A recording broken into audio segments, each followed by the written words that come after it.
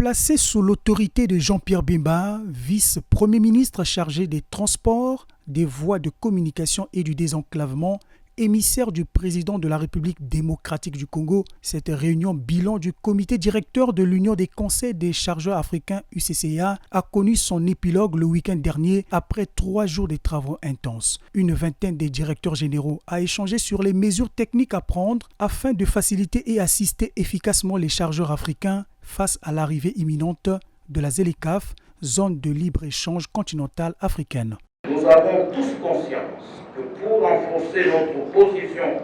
sur le marché mondial, il est impératif d'optimiser nos infrastructures de transport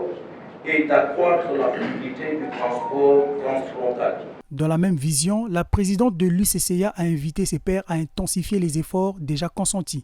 Notre union est à la croisée des chemins et appelle une redynamisation de ses activités qui ne peut intervenir qu'avec une meilleure mobilisation de nos ressources financières. Le Conseil congolais des chargeurs y a été représenté par son directeur général et en sa qualité de vice-président de cette organisation qui a dit sa satisfaction au sortir de ses assises.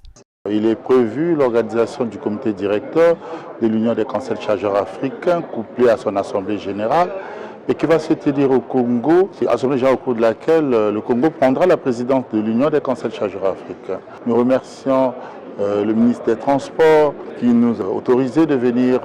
participer à cette réunion. Tout ceci aussi pour soutenir les efforts du président de la République,